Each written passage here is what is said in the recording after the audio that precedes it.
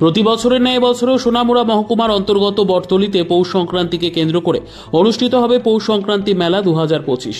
ত্রিপুরা সরকারের তথ্য সংস্কৃতি দফতর এবং নলছর পঞ্চায়েত সমিতির যৌথ উদ্যোগে অনুষ্ঠিত হবে দুদিনব্যাপী মেলা। রাজন্য আমল থেকে চলে আসা এই সংক্রান্তি মেলাকে কেন্দ্র করে জাতি উপজাতি হাজার হাজার লোক সমাগম ঘটে এই মেলায়।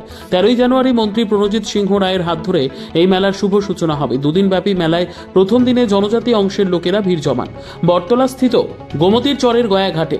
ত্রিবেণী সঙ্গমে পুণ্য স্নান সেরে পিতৃপুরুষের উদ্দেশ্যে তর্পণ করেন। যদিও বর্তমানে জাতি জনজাতীয় উভয় অংশের লোকেরাই মেলার প্রথম দিনে গোমতীর গয়াঘাটে ভিড় জমান। দুদিনব্যাপী এই মেলাকে কেন্দ্র করে প্রশাসনিক বিভিন্ন প্রস্তুতি খতিয়ে দেখতে মেলা প্রাঙ্গণে আসেন নলছর ব্লক পঞ্চায়েত সমিতির চেয়ারম্যান স্বপন কুমার দাস, ব্লক আধিকারিক সুরঞ্জিত সরকার, চন্দনমুড়া গ্রাম পঞ্চায়েত প্রধান সুনীল চন্দ্র দাস সহ মেলা কমিটির অন্যান্য সদস্যরা। মকর সংক্রান্তির কে কেন্দ্র করে বটতলী স্থিত এই মেলা রাজ্যের অন্যতম মেলাগুলির মধ্যে একটি।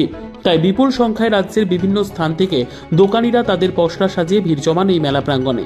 বিক্রিও চলে বেশ, এমনটাই জানান বিক্রেতারা। তবে দুদিনব্যাপী মেলাকে কেন্দ্র করে যেন কোনো প্রকার খামতি না থাকে সে বিষয়গুলি পুঙ্খানুপুঙ্খ খতিয়ে দেখছেন বিভিন্ন দপ্তরের আধিকারিকদের পাশাপাশি নলছর ব্লক পঞ্চায়েত সমিতির চেয়ারপারসন স্বপন কুমার দাস সহ সংশ্লিষ্টরা।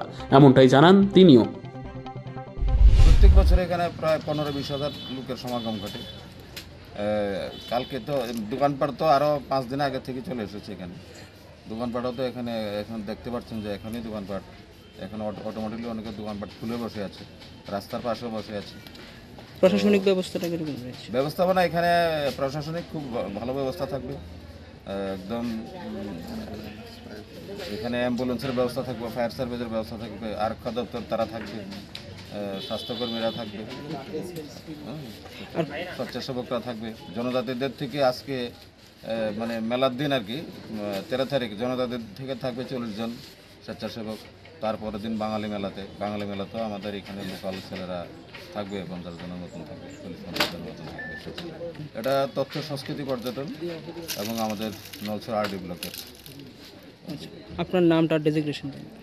আমার নাম স্বপন কুমার দাস, আমি নলছর আরডি ব্লকের এই বছর নতুন পঞ্চায়েত সমিতির চেয়ারপারসন।